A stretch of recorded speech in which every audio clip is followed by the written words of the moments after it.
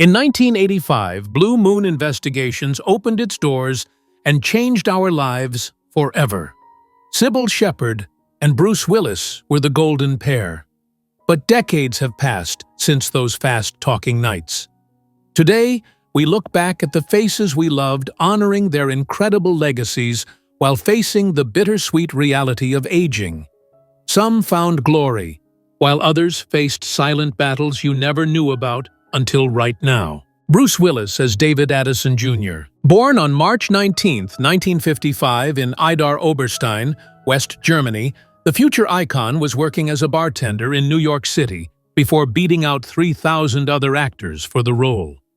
At the age of 30, Willis's portrayal of the wisecracking, charmingly immature detective became a cultural phenomenon, redefining the potential of the television dramedy.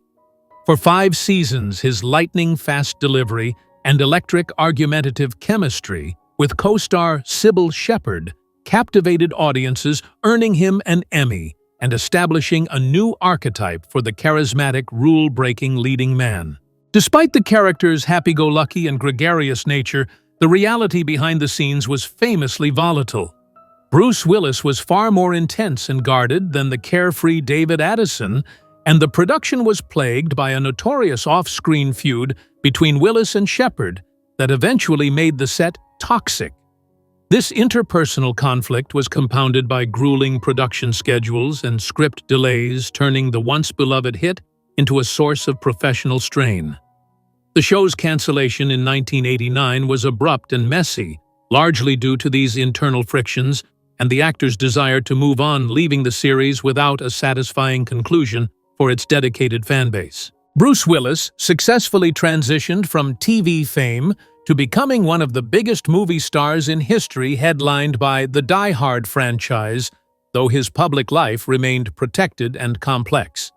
In recent years, his career came to a sudden halt due to severe health issues.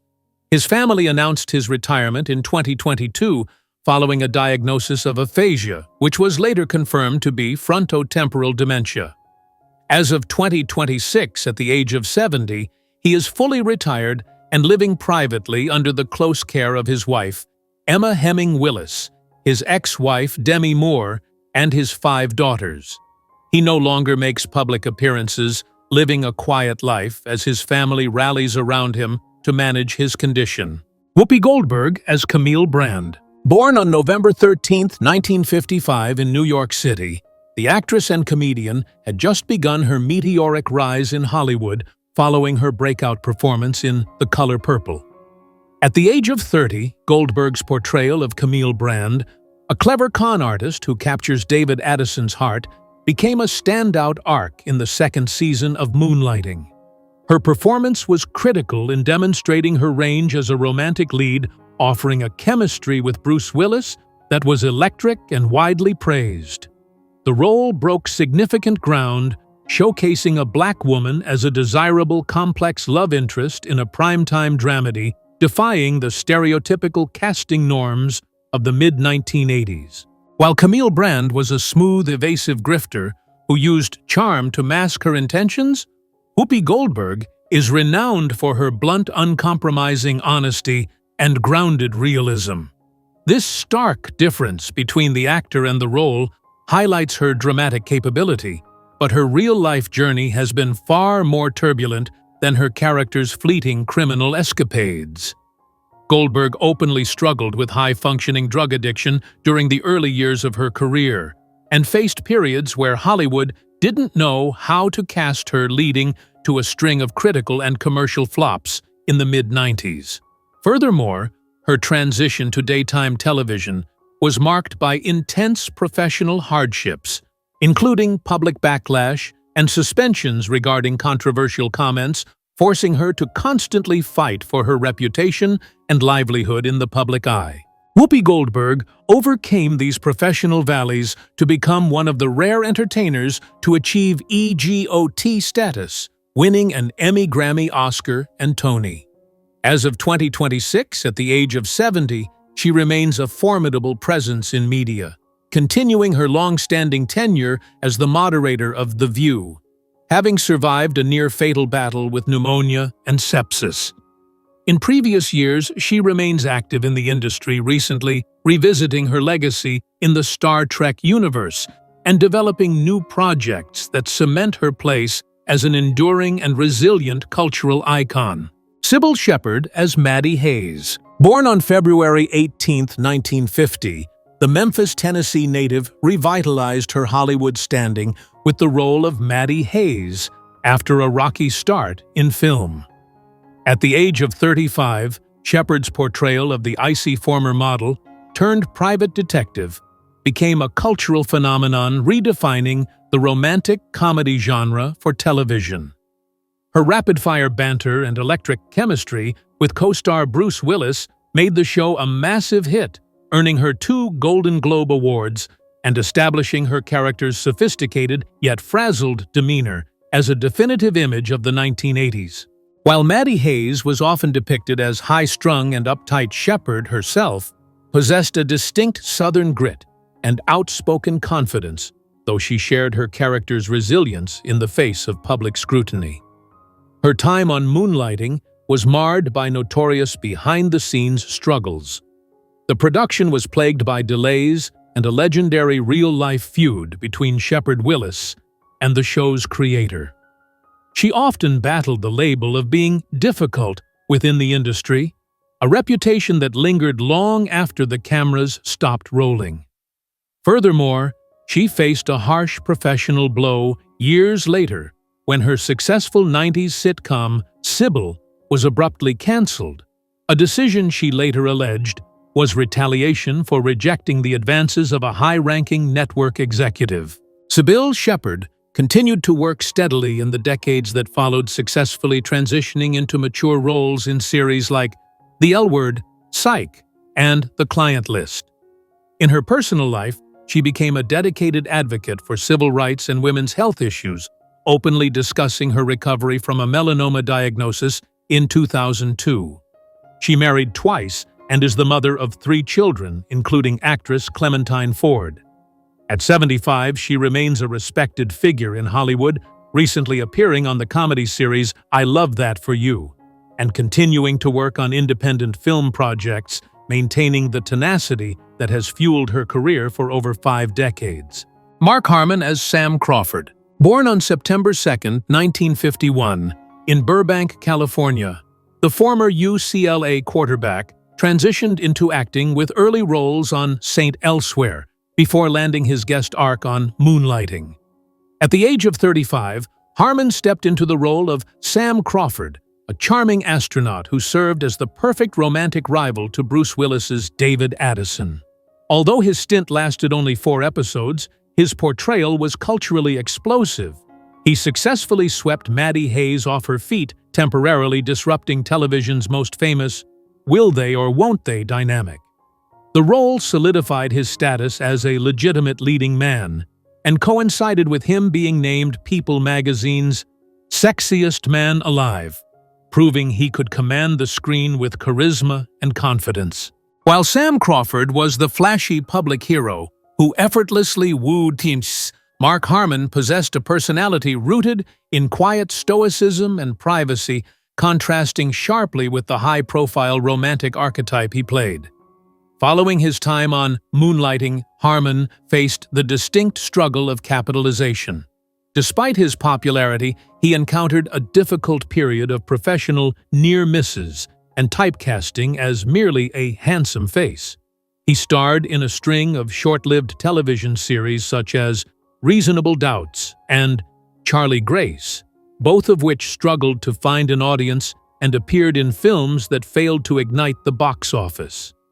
For years he worked consistently, but struggled to find a defining vehicle that offered longevity, battling the industry's tendency to view him solely as a romantic lead rather than a serious dramatic actor. Mark Harmon eventually found massive, enduring success as Leroy Jethro Gibbs on NCIS, a role that redefined his career for nearly 2 decades before he stepped back from on-screen duties in 2021.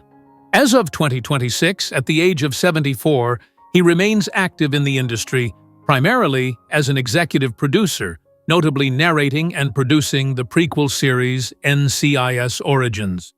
He continues to maintain a low profile away from Hollywood's glare, residing in California with his wife of nearly 40 years, actress Pam Dawber, prioritizing his family and privacy over the celebrity lifestyle he once portrayed. Orson Welles as himself.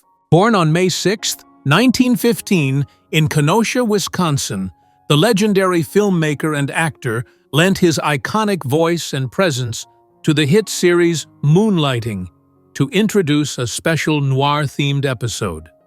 At the age of 70, Welles appeared on screen to set the stage for the dream sequence Always Rings Twice, providing a touch of cinematic gravitas that bridged the gap between classic Hollywood and modern television. His cameo was a testament to his enduring status as the ultimate storyteller, instantly elevating the segment into a significant television event and validating the show's experimental ambition with his personal seal of approval.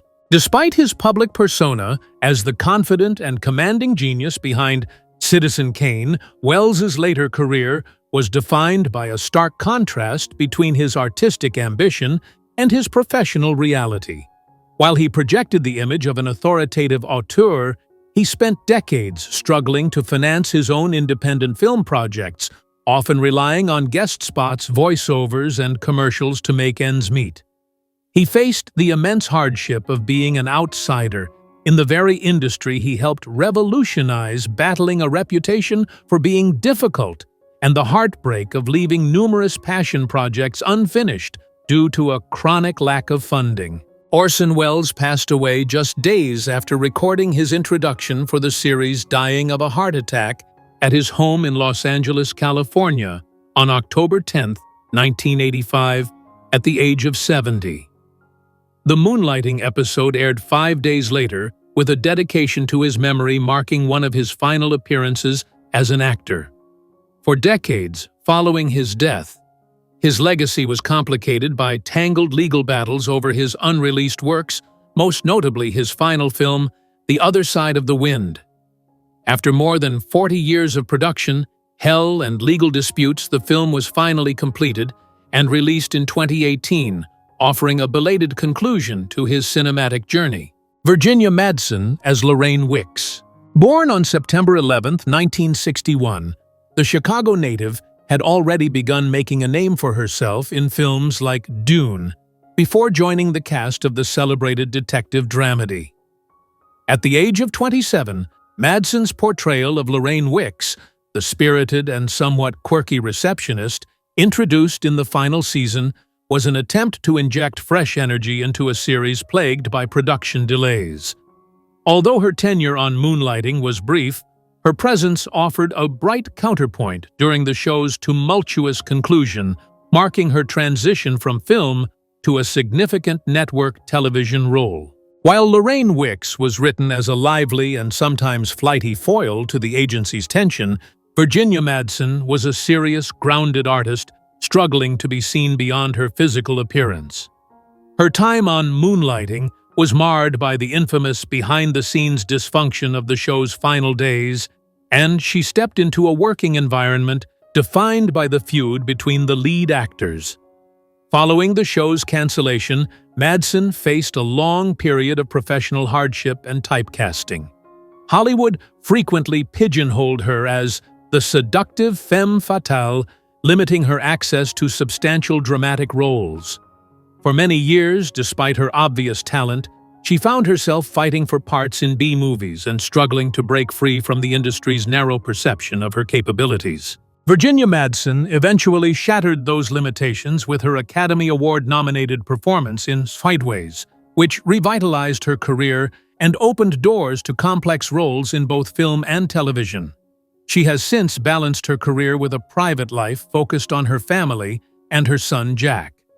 As of 2026, at the age of 64, she is a respected veteran of the industry, continuing to deliver compelling performances in independent films and streaming series, finally enjoying the diverse career longevity that eluded her during her early years in Hollywood.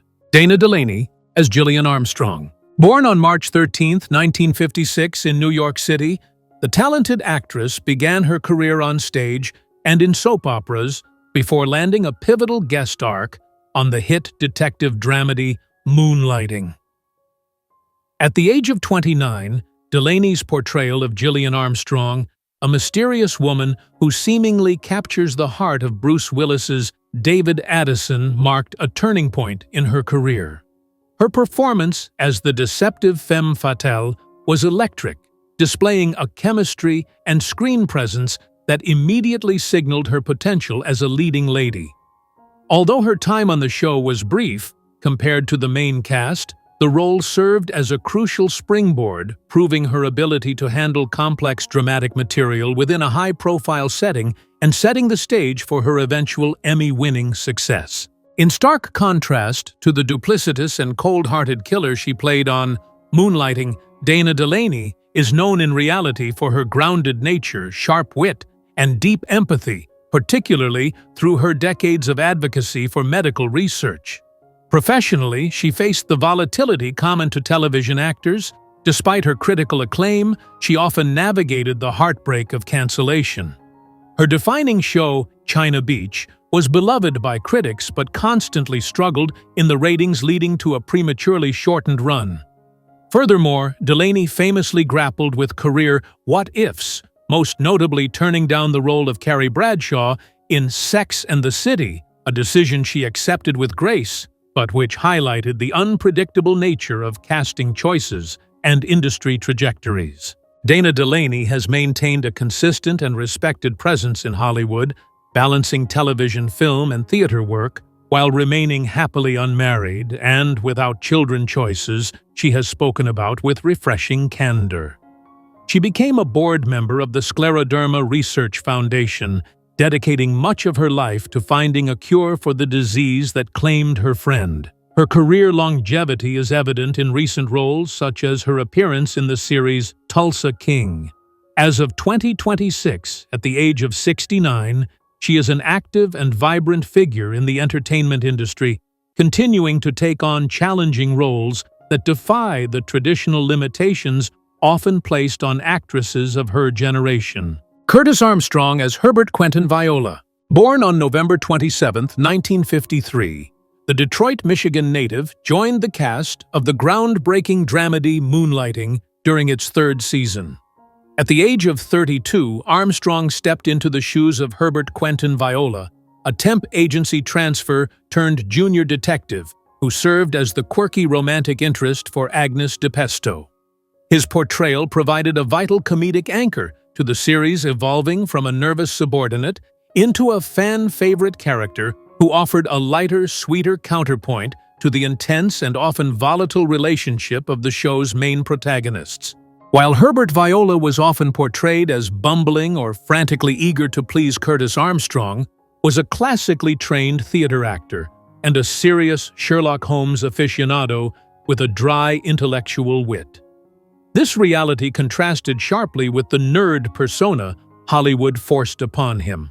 Having achieved earlier fame as the crude character Booger in Revenge of the Nerds, Armstrong fought a constant battle against being typecast as the gross-out sidekick. His tenure on Moonlighting was also marred by the show's infamous production chaos, including constant script delays and on-set infighting between the leads, creating an unstable work environment that eventually led to the show's cancellation and left the supporting cast scrambling for stability. Curtis Armstrong successfully navigated the post-sitcom landscape to become a prolific character actor and voice artist, embracing his pop culture legacy while expanding his range. He found significant success with a new generation of fans playing the scheming angel Metatron on the hit series Supernatural, and voicing the character Snot on the long-running animated sitcom American Dad. He also authored a well-received memoir, Revenge of the Nerd, detailing his journey through the highs and lows of the industry. As of 2026, at the age of 72, he remains an active and respected figure in Hollywood, continuing his work in voiceovers and television guest spots, while frequently engaging with his fanbase at conventions. Allyce Beasley as Agnes DePesto. Born on July 6, 1951 in Brooklyn, New York, The distinctively voiced actress began her career in guest spots before landing her defining role. At the age of 33, Beasley introduced the world to Agnes de Pesto, the loyal rhyming receptionist at the Blue Moon Detective Agency. What began as a quirky background role quickly evolved into a cultural phenomenon. Agnes became the heart of the show, representing the often overlooked office worker who dreamt of more. Her eventual romance with Herbert Viola, played by Curtis Armstrong, gave the series a secondary emotional anchor, and her character's popularity helped bridge the gaps during the show's notorious production delays, earning her 2 Emmy nominations. While Agnes de Pesto was often portrayed as a meek, love-struck wallflower who spoke in couplets, Allyce Beasley was a resilient and classically trained professional who navigated one of the most volatile sets in television history. Far from the submissive receptionist she played, Beasley was a single mother and a grounded working actor who had to hold her own amidst the legendary off-screen feuds of her co-stars Bruce Willis and Cybill Shepherd. Following the show's cancellation in 1989, Beasley faced the professional hardship of severe typecasting. Her unique vocal quality, which had been her trademark, initially made it difficult for casting directors to see her in serious, dramatic roles. She also faced a significant personal battle in 1998 when she was diagnosed with breast cancer, a struggle she overcame with the same quiet strength she brought to her career. Allyce Beasley successfully pivoted from on-camera work to become a prolific voice actress, finding a second wave of fame as the voice of the beloved teacher Miss Grotke in the animated series Recess, and as the announcer for Playhouse Disney. She has remained active in the industry, appearing in modern projects like the Netflix series Maniac and Champagne Ill. As of 2026, at the age of 74, she is a celebrated survivor and working actress living in Los Angeles with her third husband, Jim Bosch. She continues to attend conventions and fan events, embracing the legacy of the rhyming receptionist who made her a star while enjoying a diverse career that long outlasted the detective agency. Brad Dourif as Father O'Connell. Born on March 18, 1950, the Huntington, West Virginia native was already an Academy Award nominee when he guest-starred in the genre-bending detective dramedy. At the age of 36, Dourif's portrayal of Father O'Connell in the Moonlighting episode All Creatures Great and Not So Great provided a memorable spiritual foil to the show's manic energy. While the series itself was a massive cultural phenomenon known for breaking the fourth wall and revitalizing television comedy, Dourif's appearance showcased his range, proving he could hold his own in a witty, fast-paced environment dominated by the chemistry of Bruce Willis and Cybill Shepherd. Despite his ability to play a calm and composed priest, Brad Dourif's career and public perception were often dominated by the intense, unhinged, and villainous characters he portrayed, starting with his breakout role in One Flew Over the Cuckoo's Nest. This created a distinct contrast between his professional output and his real-life persona. He is known off-screen as a gentle, soft-spoken, and highly intellectual family man, far removed from the psychopaths he frequently played. His career was marked by the heavy burden of typecasting, which often limited his opportunities to lead roles and relegated him to the eccentric outsider. Furthermore, he navigated the instability of the industry as a working character actor, enduring the professional lulls and the grind of finding quality scripts that looked past his ability to play creepy characters. Brad Dourif continued to build a legendary resume over the decades, becoming a horror icon as the voice of Chucky in the Child's Play franchise and gaining acclaim in Deadwood and The Lord of the Rings. As of 2026, at the age of 75, he is largely retired from live-action performance, having announced his step back from on-screen acting in 2024 to enjoy a quieter life. However, he remains culturally present through his voice work for the Chucky television series, and maintains a close connection to the industry through his daughter actress Fiona Dourif, often appearing at conventions where he is celebrated as a genre legend who transcended his early struggles with typecasting. Charles Rocket as Richard Addison. Born on August 24, 1949. In Bangor, Maine, Charles Rocket. Born Charles Adams. Clavery was a key figure in the experimental underground music scene before transitioning to acting. At the age of 37, he joined the hit series Moonlighting, in a recurring role as Richard Addison, the charming but unreliable brother of Bruce Willis's character, David.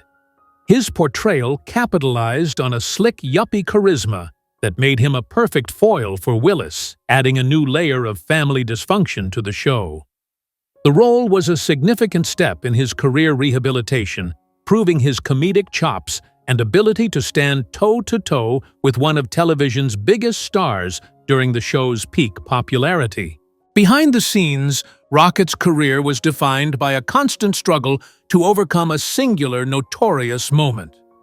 In 1981, while a cast member on Saturday Night Live, he famously swore on live television, an incident that led to his firing and made him an industry pariah for a time. This professional hardship created a stark contrast between his public persona and his private reality.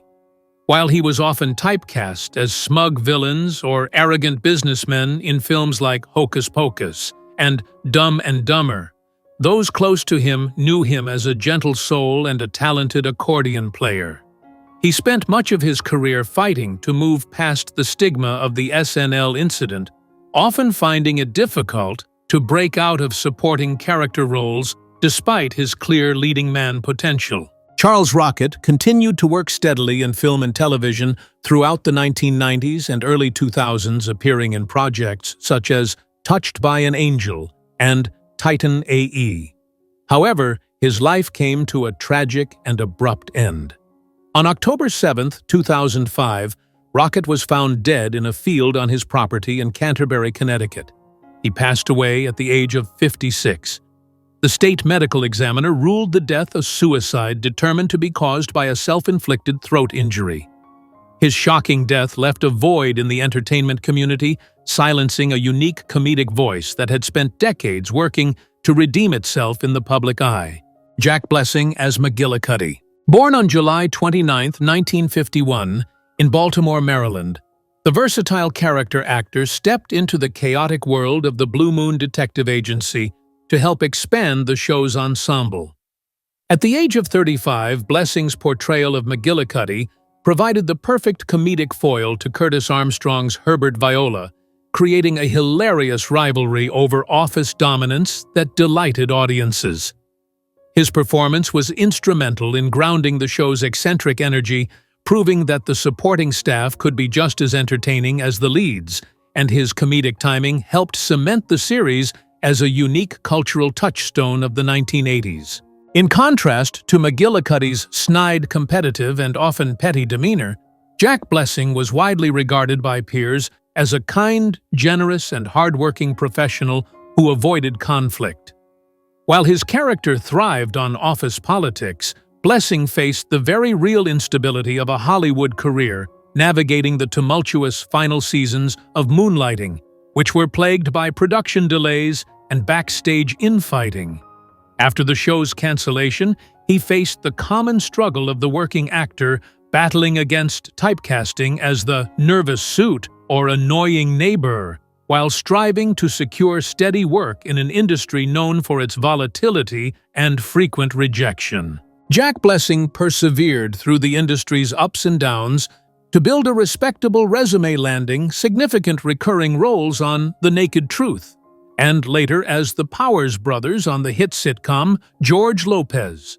He also cultivated a successful career in voiceover work and appeared in films like Talladega Nights, The Ballad of Ricky Bobby, remaining a devoted husband to his wife Laura Staley and a father to their 2 sons. Jack Blessing passed away at his home in Chatsworth, California on November 14, 2017, at the age of 66, following a private battle with pancreatic cancer. His death brought an outpouring of tributes from former co-stars who lamented the loss of a talented spirit whose warmth was the antithesis of the prickly characters he played so well. Sandahl Bergman as dancer. Born on November 14, 1951 in Kansas City, Missouri, the statuesque performer had already achieved fame as a Golden Globe-winning warrior in Conan the Barbarian before bringing her talents to the small screen. At the age of 33, Bergman appeared in the groundbreaking Moonlighting episode titled "The Dream Sequence Always Rings Twice," portraying the mesmerizing dancer. Her performance in this ambitious black-and-white noir homage was a cultural standout, utilizing her elite Broadway training to provide a striking physical counterpoint to the show's trademark verbal wit. The sequence remains one of the most celebrated moments in the series' history, showcasing her lethal grace and commanding screen presence. Despite her reputation for playing fierce Amazonian figures, Sandahl Bergman was known off-camera as a disciplined and soft-spoken professional deeply rooted in the grueling and artistic world of Bob Fosse's dance troupe.